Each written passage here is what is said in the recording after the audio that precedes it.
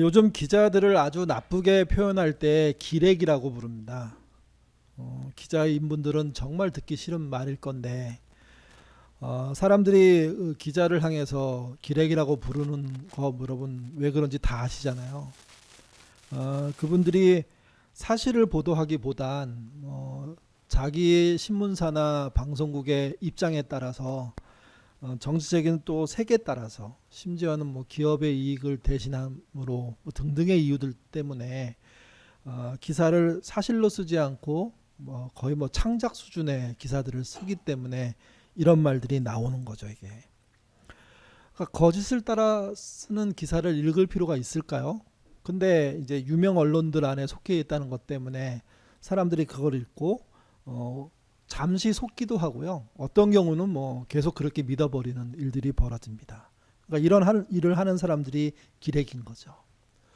뭐 기레기는 기자라는 말과 그 다음에 쓰레기란 말을 이렇게 섞은 말인데 아마 사회에서 없어져야 될 말 중에 하나라고 저는 생각합니다.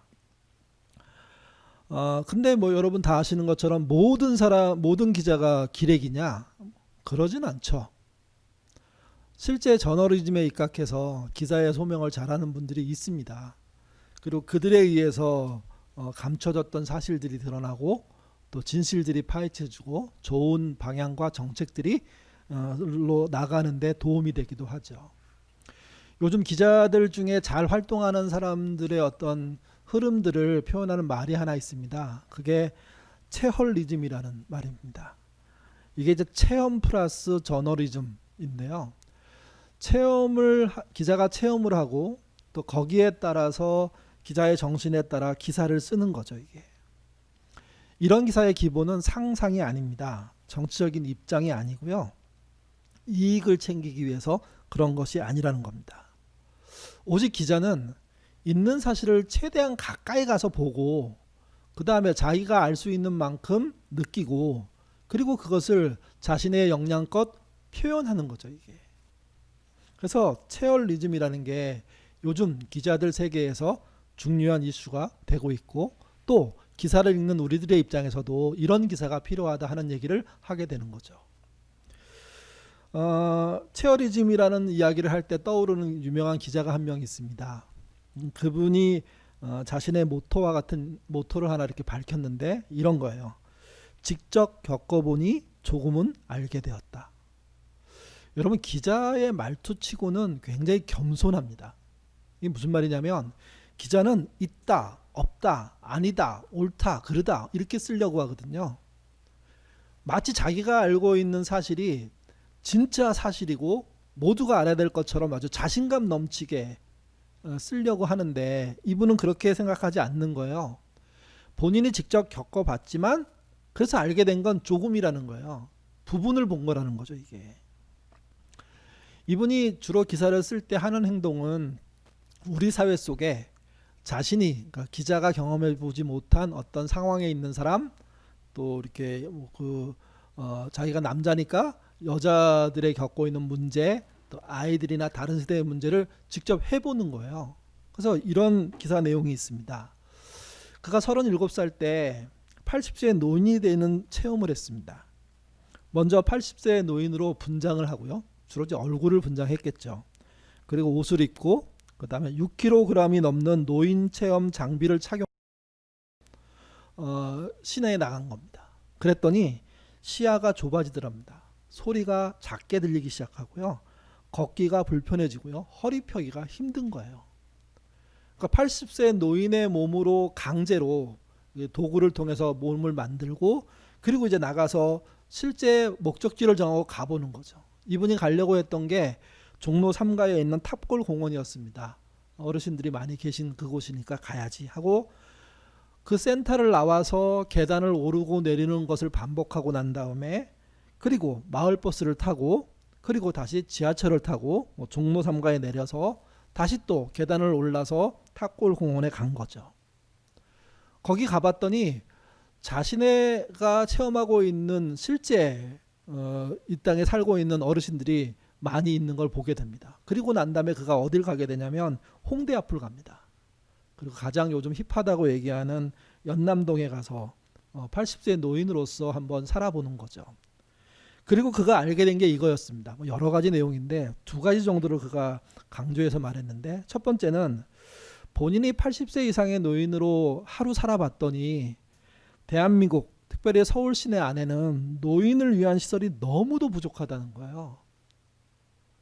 그러니까 노인이 잘 다닐 수 있도록 보행의 장치가 잘 돼 있는 것도 아니고, 노인들이 중간중간 쉴 수 있도록 도움이 되는 곳이 많은 것도 아니고, 또 한 가지 그가 뼈저리게 느낀 거는, 결국 그도 37살의 그 기자도 결국은 뭐 일찍 죽지 않는다면 80세 노인이 될 가능성이 높잖아요. 그러니까 80세 노인이라는 그 어르신들이 누구에게나 다가올 미래라는 거죠. 근데 사람들은 그 미래에 대해서 전혀 알려고 하지 않는다는 겁니다. 사실 80세 노인의 삶을 준비하려면 젊은 사람이 80세 노인이 어떤 삶을 살고 있는지 미리 알아야, 그래야 대비가 가능하다는 거죠. 이런 식으로 이 기자는 이런 체험들을 하나하나 해나갑니다. 한 번은 이런 체험을 했습니다. 중국집 지방장을 하다가 뇌경색이 온 분이 장애인이 됐어요. 그리고 겨우 목숨을 건지고 몸이 일정 부분 마비된 상태에서 생계를 위한 폐지 줍기를 하게 된 거죠. 기자가 그분을 찾아갑니다. 그리고 그분과 함께 하루 종일 폐지 줍기라는 걸 해봅니다. 그리고 딱 깨달은 게 크게 깨달은 게 뭐냐면, 폐지 줍기 만만한 게 아니라는 겁니다. 무거운 리어카를 끌고 하루 종일 좁은 마을 길 구석구석을 다녀야 되잖아요. 우리나라 그 주차 환경이 얼마나 안 좋습니까? 옛날 동네일수록 더 안 좋은데, 자동차를 자동차를 이렇게 상처 입히지 않고 그 길들을 잘 다닌다는 게, 이게 장애인 입장에서는 그리 만만한 일이 아니라는 거죠. 그러니 장애인이 리어카를 끌고 가면서 땀을 뻘뻘 흘리게 되고, 그 어려움 속에 폐지 한 장 한 장을 주워가지고 결국 하루 먹고 사는 건데, 그 일을 따라가 보니 그게 엄청나게 힘들다는 겁니다. 또 한 가지는, 종이를 많이 쌓기 위해서, 특별히 박스 같은 걸 많이 쌓기 위해서는 박스로 나온 그 폐지의 주변에 붙어 있는 테이프를 다 띄어야 되는 거예요. 여러분, 이게 장애인 입장에서 그걸 띄는 게 그렇게 만만치가 않습니다. 또 그게 덕지덕지 붙어 있으면 고물상에서 가격도 잘 안 쳐주거든요. 그러니까 그걸 하나하나 띄는 작업들을 해보니까, 폐지 줍는 것 자체가 만만치 않다는 거예요. 그리고 더 큰 문제가 하나 더 있습니다. 그게 뭐냐면요, 폐지 줍는 분들이 한두 명이 아니라는 겁니다. 자그마한 마을에도 여러 명의 어르신들이 폐지 줍기에 나서고 그 일들을 하게 되고, 그들을 길에서 만나게 되고, 그러면서 경쟁을 해야 되는 이 삶의 어려움들을 경험하게 된 거죠. 그리고 하루 수입을 계산하면 많으면 10,000원, 그게 안 되면 그 이하로 그냥 하루가 지나가게 되는 그런 경험을 하게 된 겁니다. 그가 폐지 줍는 체험을 하고 난 다음에 기사를 쓰고 끄트머리에 자기의 소감 하나를 적었습니다. 기자의 소감치고는 되게 좀 애매한 표현들인데, 우리 같이 한번 천천히 읽어보도록 하겠습니다. 그가 폐지를 줍는 건 그의 잘못이 아니라 정말 우연히 그렇게 됐다는 것. 인생이란 게 얄궂어서 누구든지 그렇게 될 수 있다는 것. 그러니 이들을 외계에 사는 별나라 사람쯤으로 보게 할 게 아니라 이웃으로 보면 좋겠다는 것. 예를 들면 상자 하나를 내려놓을 때 테이프를 모두 뜯어 납작하게 접어놓는다든지, 느릿느릿 차도로 가는 이들을 충분히 기다려 주거나, 무거워 휘청거릴 때 말없이 조금 밀어준다는 것. 돈 안 드는 따뜻한 말 한마디 정도 건넨다거나 그런 것들. 보통 기자는 이다 아니다로 쓰거든요.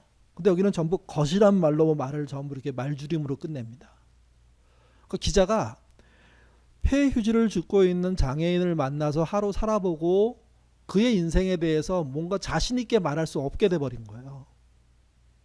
그러니까 기자여도 이건 이겁니다, 이렇게 말하기보다 이게 이거일지 모릅니다, 이게 이런 일들 중에 한 부분입니다 하는 겸손한, 정말 기자로서는 표현하기 힘든 글의 방식들을 사용하고 있는 거죠. 이게 그 기자가 강조합니다.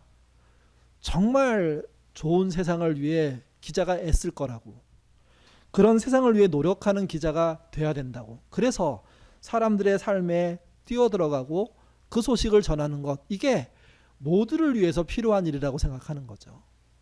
또 아무리 기자가 기사를 잘 쓴다고 하더라도 독자가 안 읽으면 아무것도 아니잖아요. 근데 이 기사를 많은 분들이 기다리고 많은 분들이 보고 있거든요. 그 이유는 간단합니다. 이 기자가 쓴 기사를 읽으면 마음이 훈훈해지고 본인이 몰랐던 다른 사람들의 세계를 알게 되고 그들의 고충을 이해하게 되니까 사람에 대한 이해, 그리고 상호 돌봄에 대한 그런 책임감들이 커지기 시작하는 거예요. 사실 이런 기자들이 많아져야 됩니다. 그래야 세상은 따뜻해지고 세상은 서로를 이해하는, 또 상호 돌봄을 할 수 있는 그런 나라로 세워질 수 있는 거죠. 예수님이 승천하신 후 처음 세워진 교회는 예루살렘 교회라고 합니다. 이 교회에 대한 이야기는 대부분 사도행전 초반부에 나옵니다. 예루살렘 교회의 초기 멤버들은 마가의 다락방에서 오순절 성령을 체험한 120명입니다. 이들이 교회를 시작했을 때는요, 교회 제도가 전혀 없을 때였습니다.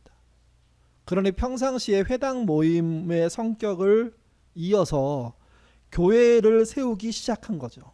그리고 그들이 강력하게 드러낸 예루살렘 교회의 특징이 세 가지 있습니다. 첫 번째가 모임이고, 두 번째가 전파이고, 세 번째가 상호 돌봄입니다.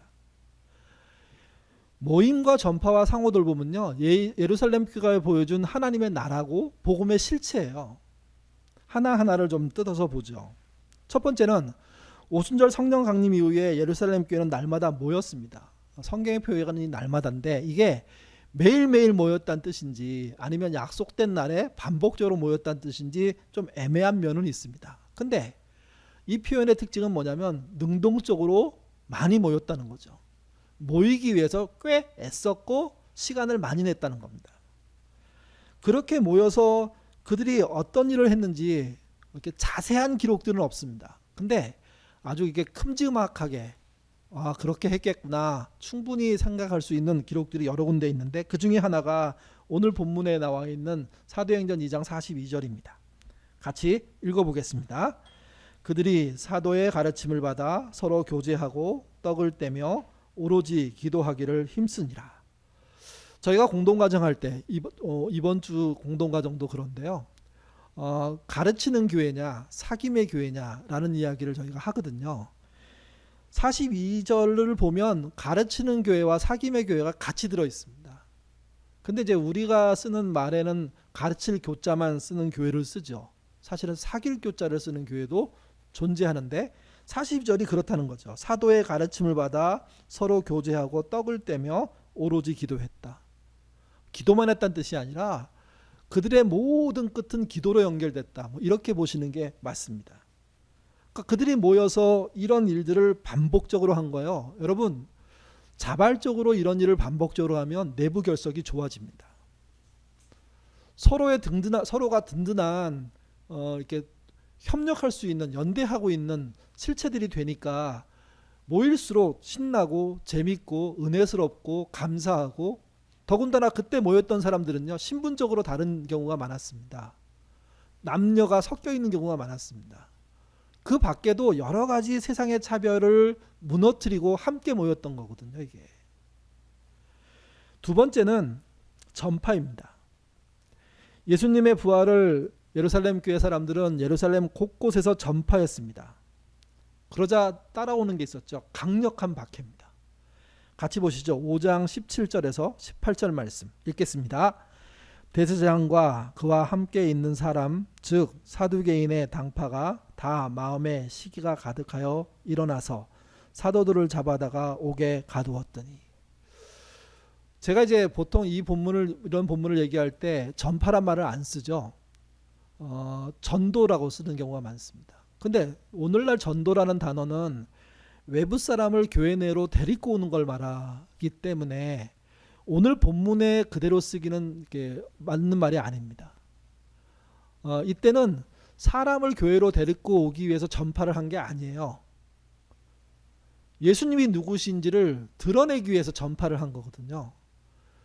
그러니까 누굴 전도하기 위해서 한 게 아니라 그저 예루살렘에 있는 만나는 모든 사람에게 예수님이 왜 죽으셨고 어떻게 부활하셨고 어떤 약속을 주셨는지를 드러내는 방식으로 사도들이 120명의 신자들이 이곳저곳 다니면서 그 위험한 일들을 하게 된 거죠. 이게. 그랬더니 놀라운 건 사도행전 1, 2, 3, 4장에 나와 있는 이야기잖아요. 하루에 수천 명씩 예수님을 믿었다는 겁니다. 이 말은 예루살렘 교회 식구가 수천 명씩 늘었다는 뜻이 아니에요. 예수를 알고 믿은 사람, 예루살렘 교회 바깥에 더 많은 사람들이 존재하게 됐다는 이야기죠. 그리고 그들이 사실은 전국으로 또 디아스포라 유대인으로 외국으로 흩어지는 역할들을 하게 됩니다. 어쨌든 예루살렘 교회가 했던 것은 예수가 누구인지를 전파한 겁니다. 그리고 그 일은 대단히 위험한 일이었다는 거죠. 세 번째는 상호 돌봄입니다. 모임과 전파에 비해 더 상세한 기록들이 남아 있습니다. 오늘 본문인 2장에 보면 어떤 분들이 사유재산을 팔아서 나눠주는 데 사용했고 물건을 서로 통용했다고 얘기합니다. 이게 공산사회냐 사회주의냐 이런 얘기하는데 그런 거하고 관련 없는 겁니다. 믿음의 신자들이 어려운 시절을 보낼 때 나눠 쓰는 게 너무 당연했고 그 일들을 돈 있는 사람들이 물건을 갖고 있는 사람들이 능동적으로 한 거죠. 우리 의문적으로 이거 하는 겁니다. 이런 얘기 안 하더라도. 4장으로 가보면 그런 일을 했던 사람들 중에 한 명의 유력한 사람이 등장합니다. 그 사람이 바나바입니다. 이분은 레위인 출신인데 땅을 갖고 있었습니다. 그 땅을 교회에 내놓았죠. 팔아서 내놓았는데 그 내놓은 돈을 정말 궁핍한 사람들이 알맞게 가져가는 일들이 벌어졌고 그것을 너무나 좋게 본 사람들이 줄을 이어서 그 작업에 참여하죠. 그리고 문제도 발생합니다. 그 일을 흉내냈던 아나니아와 삽비라가 죽는 일도 발생하죠. 이게. 그리고 6장으로 가보면 구제에 문제가 생깁니다. 그러자 처음으로 조직적인 움직임을 보이는데요. 그게 뭐였냐면 7 집사님을 구제 전담하는 집사님으로 세웁니다. 그리고 그 다음부터 구제에 대한 문제가 쑥 들어가고 안정적으로 구제할 수 있게 된 거죠. 이게. 그리고 6장 7절은 그렇게 해서 나온 결과가 뭔지를 얘기합니다. 6장 7절 말씀 읽겠습니다. 하나님의 말씀이 점점 왕성하여 예루살렘에 있는 제자들의 수가 더 심히 많아지고 허다한 제사장의 무리도 이 도에 복종하니라. 사람들이 믿어서 예수를 믿는 건 이미 앞에서 말씀을 드렸습니다. 근데 이게 어느 정도까지 파급 효과가 컸냐면 예수님에 대해서 가장 적대적인 그룹에 속해 있는 제사장들이 예수를 믿고 복종하는 일들이 발생할 정도로 복음의 능력이 정말 강력하게 나타났다는 거죠. 근데 이 능력의 앞에 벌어진 일들이 뭐냐면 전부 상호 돌봄이었다는 겁니다. 모임, 전파, 상호 돌봄은 예루살렘 교회가 보여준 하나님 나라입니다. 그리고 복음의 실체입니다. 근데 여러분 질문을 이렇게 드릴 수 있습니다. 모임이나 전파나 상호 돌봄은 세상에도 있잖아요. 세상에 얼마나 많은 모임이 있습니까? 세상에 얼마나 많은 사람이 자신이 갖고 있는 생각을 전파하기 위해서 주장을 합니까? 세상에 얼마나 많은 사람이 마음에 있는 긍휼한 마음으로 다른 사람을 돕기도 하죠. 그러니 모임과 전파와 상호 돌봄은 예루살렘 교회만 있는 게 아니라 오늘날 교회만 있는 게 아니라 모든 세상에 있는 거예요. 그렇다면 예루살렘 교회가 보여준 이 세 가지의 특징이 세상과 어떻게 구별이 될까요? 어떻게 이것을 우리가 좀 정리하고 봐야 될까요? 이게 세상의 모임은요, 끼리끼리의 모임입니다. 세상의 전파는요, 자기 생각과 자기 이득을 향한 전파의 경우가 대부분입니다. 세상의 상호 돌봄은 긍휼한 소수가 하는 상호 돌봄이고, 특별히 오늘 본문 1세기로 가보면 더 그러한 일이 흔하게 발생했습니다. 근데 교회의 모임, 교회의 전파, 교회의 상호 돌봄의 특징은 그것들을 넘어서는 거였습니다. 그걸 한마디로 줄이면 이렇게 표현할 수 있습니다. 차이에 기반한 협동이라고요. 차이가 교회 내에 존재해요.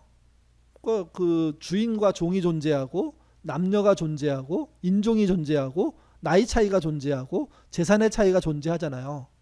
권위와 권력의 차이가 존재하잖아요. 근데 그게 교회로 들어와서 없어진 게 아니라 그대로 있지만 협동하게 된 거예요. 그래서 신분의 차이를 극복하고 경제적인 차이를 극복하고 남녀의 차이를 극복하고 인종의 차이를 극복하는 모습을 보여준 거죠. 그게 극명하게 드러났던 실제적인 행동이 상호돌봄이었던 겁니다. 그래서 상호돌봄이 중요합니다. 상호돌봄이 안 일어나는 교회, 전파만 하고 모임만 하는 교회는 사실은 자기들끼리 움직이는 교회이기 때문에 세상의 모임과 세상의 전파와 별다를 게 없지만 제대로 된 차이를 무너뜨리고 차이를 기반으로 한 협력을 만들어낼 수 있는 교회는 사실은 세상에서는 흉내낼 수 없는 일들을 하는 곳이 되는 거죠. 이게. 여러분, 초대교회의 이런 긍정적인 역할이 오늘날에는 사회 속에 많이 들어와 있습니다. 오히려 교회가 더 못한 경우가 많죠. 이게. 예루살렘의 상호 돌봄을 좀 보면 이런 식으로 발전한 것 같아요. 처음에는 성령의 능력을 체험하고 은혜를 경험한 분들이 자발적으로 상호 돌봄을 시작했습니다. 아마 그 내용 중에는 유대인들이 했던 구약에 나오는 전통에 따라 한 내용들도 있을 겁니다. 이게. 근데 이게 조금 이루어진 게 아니라 왕성하게 일어났습니다. 그랬더니 교회 바깥에 있는 사람들이 교회에서 무슨 일이 벌어지고 있는 거야 하는 궁금증을 갖게 됐고 그것들을 들여다볼 볼 수 있게 된 거죠. 그러자 교회가 하고 있는 상호 돌봄의 규모가 커지기 시작한 겁니다. 얼만큼의 시간이 지난지 모르겠지만 예루살렘 교회는 그것을 자발적인 상호 돌봄을 조직적인 상호 돌봄으로 키워나갑니다. 그 일을 위해서 7 집사님을 세운 거잖아요. 그리고 놀라운 건 그게 그 당시 1세기에 대한경제가 됐다는 겁니다. 정말 어려운 사람들이 교회의 도움을 받아서 여러 차이가 있음에도 불구하고 협력하는 사람들의 신자들의 협력을 통해서 새로운 삶의 희망을 얻게 되고 그 희망과 능력들을 다시 또 다른 사람에게 돌려주게 되는 그런 일들이 길지 않은 시간 안에 예루살렘 교회에서 일어났고 예루살렘 교회를 바라보는 주변 사람들은 도대체 무슨 일이 일어난가 하며 교회에 찾아오기 시작한 거죠. 이게 초대교회 전도입니다. 초대교회 상호돌봄은요, 예루살렘 교회에서만 일어나지 않았습니다. 수백 킬로, 수천 킬로 떨어져 있는 교회들끼리도 일어났습니다. 그 대표적인 예가 사도행전 11장에 나오는데요. 28절 이하의 말씀 같이 읽겠습니다. 그 중에 아가보라 하는 한 사람이 일어나 성령으로 말하되 천하에 큰 흉년이 드니라 하더니 그라디오 때에 그렇게 되니라. 제자들이 각각 그 힘대로 유대에 사는 형제들에게 부조를 보내기로 작정하고 이를 실행하여 바나바와 사울의 손으로 장로들에게 보내느라.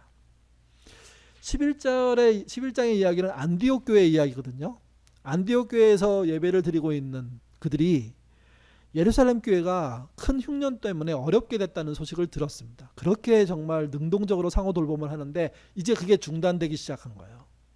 그러자 안디옥 교회 사람들이 야, 우리가 예루살렘 교회를 도와야 되는 거 아니야?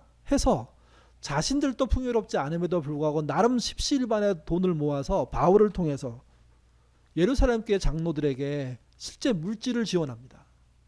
여기는 부조라고 표현했죠. 똑같은 일이 안디옥 교회만서 벌어지지 않았습니다. 소아시아에 있는 교회들하고 또 유럽에 있는 교회들이 이스라엘에 있는 예루살렘에 있는 예루살렘 교회를 돕기 위해서 국경을 넘어 부조를 보내는 일들을 하기 시작한 겁니다. 여러분, 초대교회는 이렇게 넓은 차원에서 자기들만을 위한 상호돌봄이 아니라 교회를 위한 상호돌봄을 했고 지역을 위한 상호돌봄을 한 거죠. 그랬더니 그의 상호돌봄이 대안을 만들어낸 겁니다. 조직이 꾸며지면 저렇게 해야 되는가? 교회가 세워지면 저렇게 해야 되는가? 여러분, 초대교회 전통에 따라서 지금 한국교회 안에서도요, 요즘은 좀 줄어들고 있지만 옛날부터 이런 것을 하는 대안의 경제를 만드는 일들이 여러 개 있었습니다. 두 가지만 살펴보면 하나가 상조회고요. 또 하나가 협동조합입니다. 신협이라고 그러죠. 신용협동조합. 교회가 잘 해놨더니 요즘은 회사들이 상조회 가져가잖아요. 보험도 사실은 교회가 갖고 있었던 어떤 전통에서 나온 건데 보험회사들이 가져가지 않았습니까? 신협도 금융계 1금융이 아니라 사실은 2, 3금융에 해당하는 건데 그 금융이 굉장히 선한 역할을 하니까 우리나라의 많은 금융들이 실제 그런 일들을 하죠. 근데 나쁘게 쓰죠, 문제는. 상조회는 이런 겁니다. 지금도 그렇지만 옛날에 장례는 정말 큰 행사였어요. 가난한 집에서 장례가 나면 정말 감당하기 힘들었어요. 또 사람이 아무리 가난하게 살았다고 하더라도 마지막 순간에 정말 잘 이렇게 깔끔하게 뭐 대접을 받는다고 표현하기 좀 그렇지만 존중을 받으면서 세상을 떠나야 되는데 그러지 못했거든요. 처음에 교회가 생기고 교회 내에 들어온 사람들 중에 부자는 별로 많지 않았습니다. 가난한 자가 많은데 장래가 나 보니까 정말 심각한 거예요. 그래서 그들이 우리가 갖고 있는 두레의 정신 이런 거를 토대로 뭘 만들었냐면 상조회라는 걸 만들었습니다. 그래서 월에 몇천 원씩, 지금으로 치면 몇천 원, 만 원 이렇게 내는 거예요. 옛날로 치면 굉장히 작은 액수의 돈을 내요. 그렇게 돈을 내면 돈을 모았다가 어느 집에 장례가 나면 장례 주도를 어디서 하냐면 교회가 하는 겁니다. 음식 같은 거는 뭐 교회 여자 신도들이 또 아니 뭐 남자까지 다 참여해서 음식 만들기를 해주고, 그 다음에 손님을 문상 오신 분들을 접대하는 일들을 교인들이 대신 장로님들이 해주고, 또 장례 절차를 목사가 하고 염 같은 거를 목사와 장로들이 하고. 그래서 교회가요 정말 초기의 교회들을 보면 상조회를 만들고 또는 만들지 않았더라도 장래에 최선을 다했습니다. 원래 제가 신학교 갔을 때도 목사가 해야 될 중에 하나가 염이었어요. 염 때문에 목사 안 되려고 했던 사람 많은 거 아십니까? 두려워서 시체를 만지는 것 자체가 겁나니까. 이게 그 시대에 우리 한국 사회에서 정말 필요한 일이었고 지금도 상조회가 있는 교회들이 있습니다. 아주 거대 상조회 못지않게 탄탄하게 교회 장례가 진행되는 거 있거든요. 이게. 또 하나는 신용협동조합입니다. 서민들이 모이다 보니까 갑자기 목돈이 필요할 때가 있어요. 그러면 교회를 다니는 분들 중에 정말 의지할 데가 없으면 목사님 찾아오죠. 도와달라고. 교회가 여력이 있어서 도와주면 좋은데 그러지 못하는 거예요. 한두 집이 어려운 게 아니니까. 그래서 어느 때부터 협동조합을 신용협동조합을 만들기 시작한 겁니다. 회원을 회원이 되고 조금씩 자기의 돈을 매달 집어넣으면 정말 목돈이 필요할 때 대출해주고 아주 저금리로, 그리고 장기간 이게 다시 돌려낼 수 있도록 도와주는 일들을 교회가 했던 거죠. 여러분 지금 그 인터넷에 이렇게 들어가서 포털에 들어가서 신협 쳐보십시오. 그러면 신협 앞에 교회 이름이 붙은 게 엄청나게 올라옵니다. 이 신용협동조합은 전국적으로 있습니다. 꽤 역사가 좀 있는 교회들은 대부분 갖고 있는 경우가 많습니다. 그게 없는 교회는 둘 중에 하나예요. 지역 기반이 아니거나 신생교회이거나. 그러니까 나름 어려움 시절을 살 때 교회는요 그 지역 주민과 그 교회 식구들에게 대한경제였어요. 좋은 장례 문화를 정말 모두가 참여해주는 격려의 장례를 만들어내고 경제적인 어려움을 탈출할 수 있도록 경제적으로 밀어주고, 그리고 그것을 오랫동안 기다려주고 하는 일들을 했던 거거든요. 그래서 요즘에 교회가 전하는 복음과 옛날에 교회가 전했던 복음이 사실은 내용이 다른 거예요. 옛날은 대한경제를 가지고 같이 만들면서 삶에 직접 뛰어드는 대안을 갖는 교회가 복음을 전하는 거고, 지금은 그저 예배드리는 공동체로서의 교회가 존재하는 경우가 훨씬 많잖아요. 이게. 저는 예루살렘 교회가 갖고 있었던 대한경제로서의 그 새로운 상호 돌봄, 또 우리의 선배들이 갖고 있었던 상조회와 신협을 통한 그것 말고도 여러 가지의 그런 역할을 했던 그런 대안들을 오늘날 교회도 찾아서 해야 된다고 생각합니다. 예인교회 상호돌봄을 찾아보면 이런 거 있습니다. 교인들이 정말 갑자기 어려워졌을 때 생활비를 단기간 지원해주는 예봄이 있죠. 정말 어려운 분들을 도우려고 기다리고 있고, 그런 이야기가 나오면 담당자가 연락을 하고 그래서 상의하고 이렇게 진행이 됩니다. 또 자발적이거나 하지만 교우들끼리 어떤 사람에게 도움을 주고 싶거나 축하하고 싶거나 격려하고 싶을 때 지정헌금이라는 걸 할 수가 있습니다. 우리 아이들 아플 때 보니까 누구누구한테 뭐 하고 싶은데 계좌번호 알려달라는 전화 생각보다 많이 옵니다. 참 고마운 건요, 그렇게 하면서도 혹시 저쪽에서 미안해하지 않을까, 뭐 부담스러워하지 않을까, 내가 또 과하게 하는 거 아닐까 정말 조심하시면서 하는 분들 실제 많이 연락을 받았고 실제 그렇게 해서 연결도 되고 진행도 된 거죠. 그러니까 그런 것이 우리에게 있습니다. 근데 저는 이게 부족하다고 생각합니다. 좀 더 생각을 해야 될 때가 됐다고 생각합니다. 특별히 코로나19로 인해서 10개월 이상, 또 오늘 상황을 보면 더 장기적으로 지금의 어려움들이 이어질 건데, 이 상황들을 어떻게 상호돌봄이란 방식으로 교회가 대안의 경제를 만들지 생각해 봐야 된다는 거죠. 코로나 대면 예배를 저희 한 10개월 정도 드렸는데요. 처음 4개월 정도는 교회가 헌금을 공식적으로 받지 않았습니다. 뭐 운영에서는 어떤 논의도 있었냐면 아예 당분간 받지 않도록 광고하자, 내지 말라고 광고하자 하는 얘기까지 했는데, 꼭 그렇게 하는 것은 좀 과하다고 생각해서, 또 교회가 아예 그냥 헌금 받는 계좌, 그 계좌를 열어놓지 않으면 사람들이 일단 뭐 좀 편하게 예배를 드릴 수 있지 않을까 하는 생각을 한 거죠. 그게 무려 4개월 정도였습니다. 물론 그 전부터 교회 계좌를 통해서 헌금을 하는 분이 몇 분 계셨어요. 그분들은 뭐 계속 하신 거죠. 그러다가 6월 뭐 이렇게 5월 이렇게 지나가면서 교우들이 연락이 많이 왔습니다. 왜 헌금을 안 받냐고, 교회 어렵지 않냐고, 헌금을 받아야 되는 거 아니냐고. 그래서 그 의견들이 모여서 6월 말에 그러면 공식적으로 주보에 헌금 계좌를 올립시다 해서 이제 그때부터 올린 거예요. 이게. 그랬더니 11조, 저희는 심정헌금의 11조를 말하는 건데 11조와 감사헌금과 독립사역들에게 헌금들이 들어오기 시작한 거죠. 이게. 그렇게 해갖고 이제 올 연말이 이제 됐는데, 여러분 요즘 그 재정 결산해서 지난주에 결산서가 나왔거든요. 그랬더니 전체로 따지면 작년 대비 22.8%가 줄었습니다.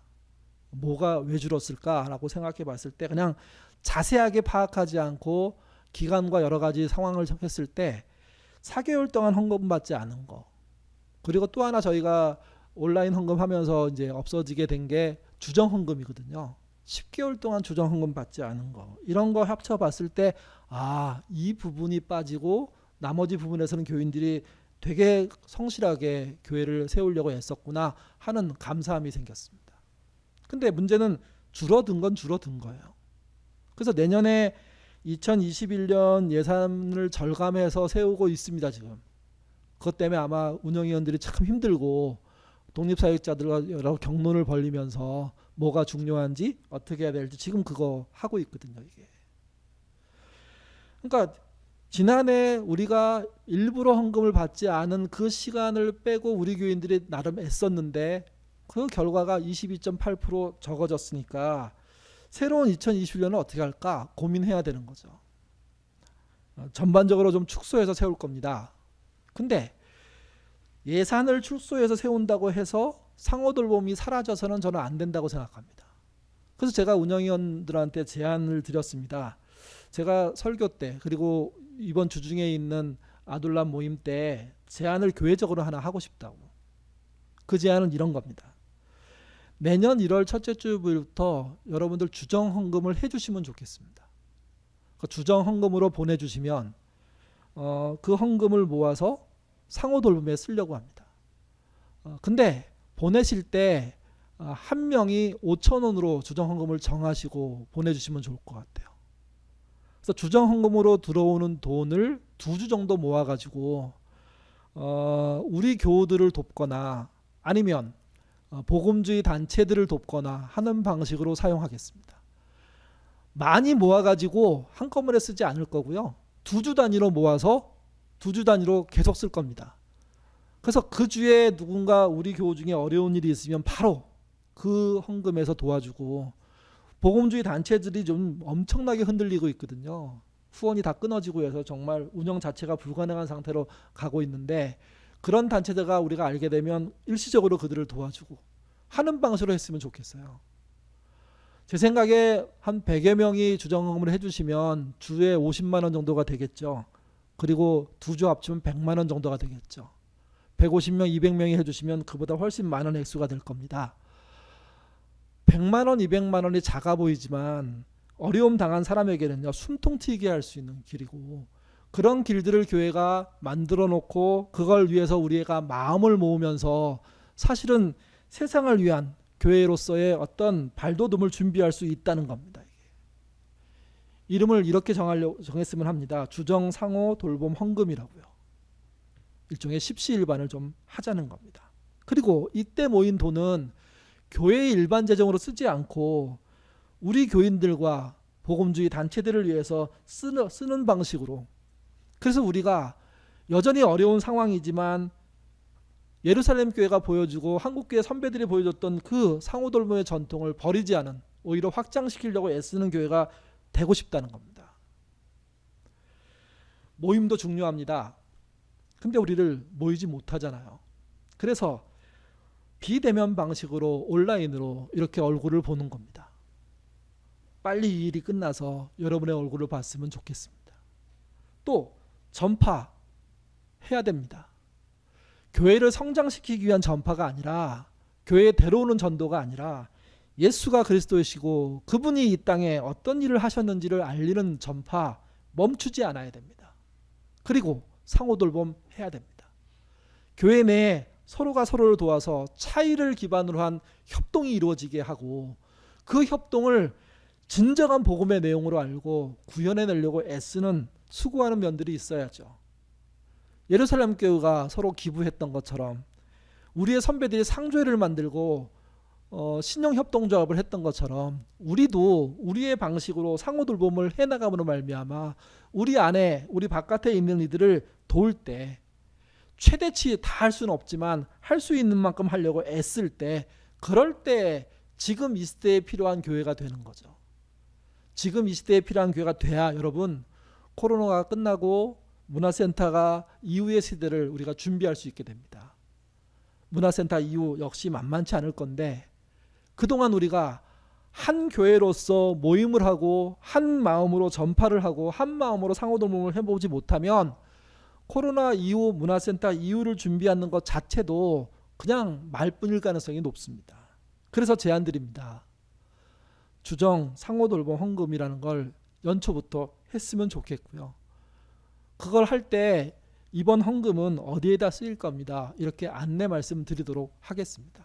물론 뭐 사람의 이름을 밝히거나 뭐 자세한 내용을 공개한다는 게 아니라 큰 테두리의 목표를 정하고 그걸 함께하는 돌봄을 해보자는 거죠. 예인교회가 처음에 생겼을 때도 이 상호돌봄은 중요했습니다.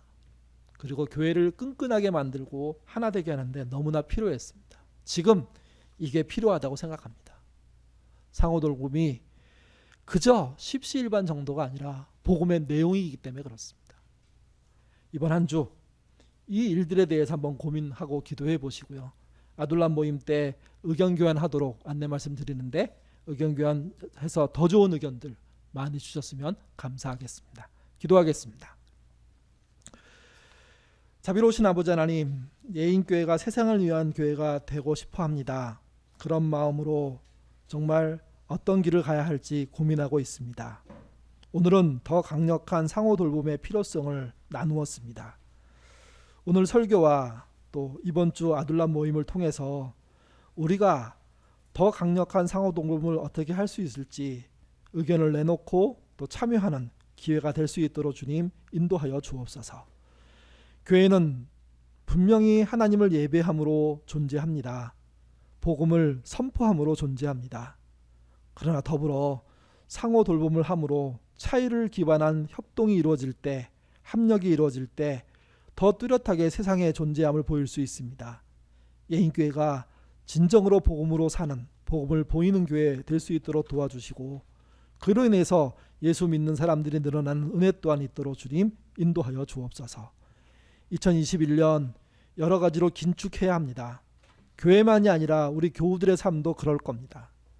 우리 안에 어려운 사람이 있기에 그래도 특별한 어려움 없이 잘 견디고 있는 분들이 상호 돌봄에 참여할 수 있도록 도와주시고, 그 돌봄을 통해서 도움받은 이들이 새로운 시대를 준비하는데 정말 기회가 되도록 인도하여 주옵소서. 예인교회가 정말 한 명도 포기하지 않고 함께 가기를 애쓰는 교회 되기를 원합니다. 그런 일에 상호 돌봄이라는 그런 정신이 잘 쓰일 수 있도록 또한 도와주옵소서.